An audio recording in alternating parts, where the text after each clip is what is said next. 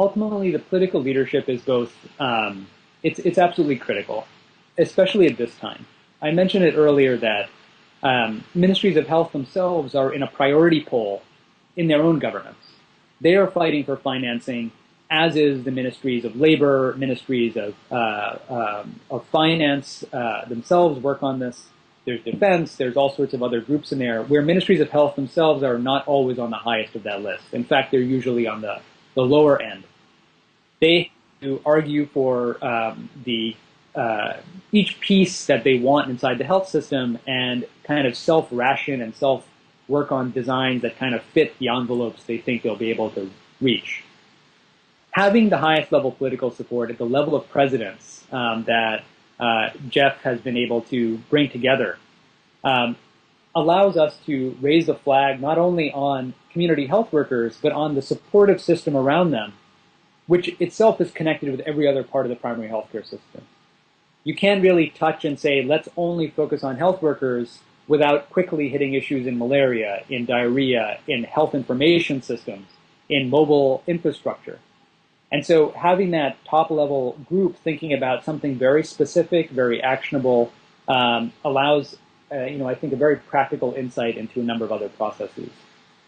Ultimately, they're also a group that can then advocate for bringing in infrastructural resources, making sure that their domestic budgets reflect incorporating health workers in the future, because we see that the aid that we're discussing at this point is catalytic for building some critical infrastructure where we see domestic budgets really incorporating the cost of health workers as they move forward. And you need a kind of political commitment to that vision at the outset, which is why I think this is so important.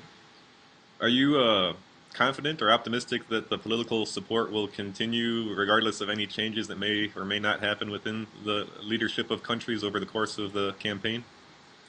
I couldn't possibly prognosticate that if there are considerable changes along the way, that health workers will remain a top-tier issue.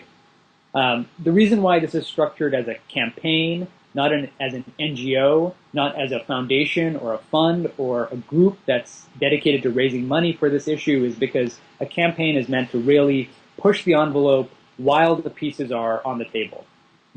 While all the support is together.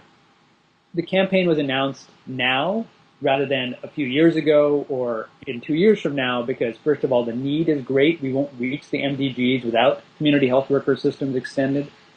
There's a political understanding that this is absolutely true.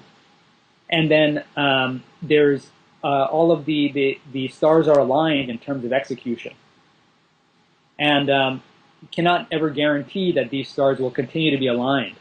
But that's why this is a catalytic input of raising the flag of health workers, building excellent plans around it, focusing on implementation, and starting to get the processes going. Because these processes themselves, once they leave the presidential arena, have immense inertia through systems. It's part of what's difficult about working with public sector systems, is that there's so much inertia for change. And here we're putting in inertia to really focus upon community health workers and their supporting structures in the primary healthcare system. And leadership may very well change, but I don't see community health workers becoming less relevant, although they may become more or less highlighted on a national scale.